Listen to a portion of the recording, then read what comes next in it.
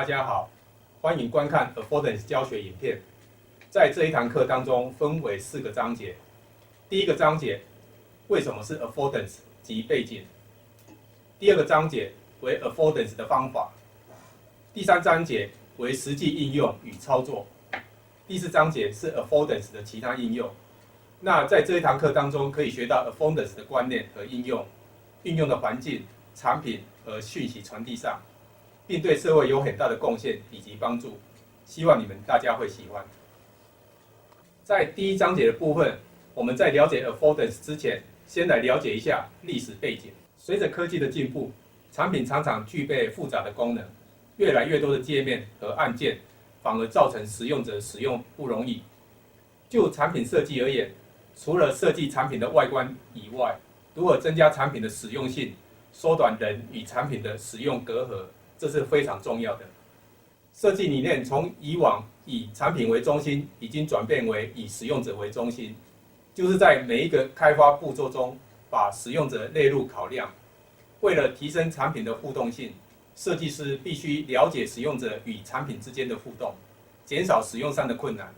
这时就可以使用 Affordance 的概念来帮助设计师做思考产品的使用环节。简单来说 ，Affordance 是一个物件的属性，显示用户可以采取的操作，从而建议他们如何使该物件进行互动。例如，按钮看起来就好像需要转动或是推动，使按钮看起来可转动或是可推动的按钮的特征，形成了它的 Affordance。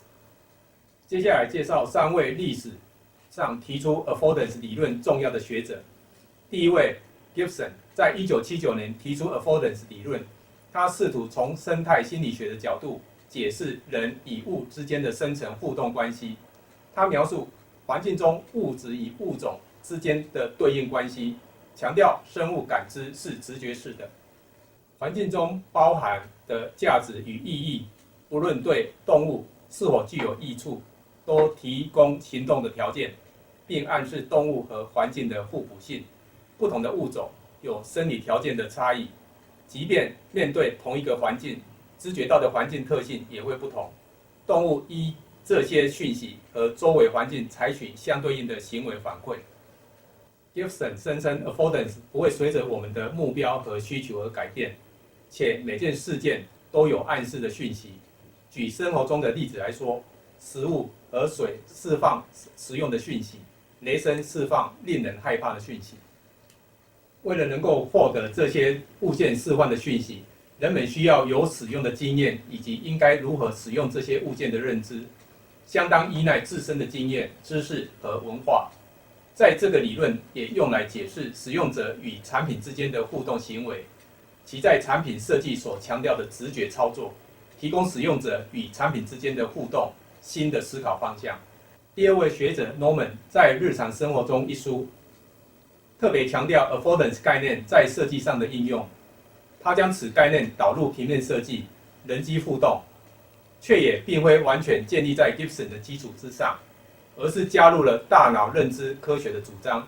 不论物品是否真能支援这样的互动行为，也不论这种行为关系的产生是否建立在使用者与物品本身能力和物理性质上的互补关系。他建议设计师应于设计的过程中凸显与一起的行为相关的产品属性，让使用者容易察觉，也试图解释人类如何与数以万计的物体互相作用。他并未提及过多将它应用于产品设计的具体方法，侧重于产品虚拟界面设计中的人机互动问题。Norman 将 Affordance 作为一种解释行为，其中一种对象的形式和特定行为有关。从这个角度来看， Affordance 是由物体提供有关于其预期的功能的视觉线索，比如门把是用于转动，插槽是用于插入物品，球是用于投掷或是弹跳。对于设计而言，物件的物理形式提供暗示，让用户与这些物件产生交互作用。换句话说，Norman 的定义虽然看起来是基于感知，但实际上是关于根据特定特征来解释功能。并将这种解释与人们的希望实现的目标联系起来。比如拿杯子，在进行这个动作之前，人们会在杯子中选择一个可饮用的特征最为突出的。这种暗示即在执行动作之前，人们进行某种解决问题的方法。该方法允许引出和解释显著特征。然而，前面两者的理论中所强调的是直觉感知，在人机互动中已不足以完整的描述人造世界中使用者与产品之间的互动关系，因此对 affordance 概念有着不同的延伸诠释。第三位学者 Hudson 于2003年提出 Vertical Affordance 的概念，具体指能够提供有助于使用者操作的 affordance。我们将三者的理论进行比较。Gibson 强调生物感知是直觉式的，且不会随着我们的目标和需求而改变。Norman 认为物体会提供关于其预期功能的视觉线索，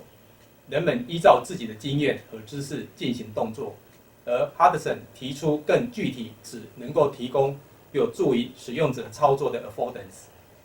从设计的角度来看 ，affordance 能够从动物与环境的对应关系解释人类使用器物的行为，并且连结物品与人之间的互动。在这种概念下，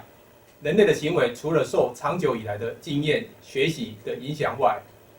同样受到物品本身的特性所影响。因此，人与物的互动性不仅止于人类的在文化或习惯规范下的行为模式，还有许多可能性。下一个章节要为大家介绍 affordance 的方法，请大家继续收看，谢谢大家。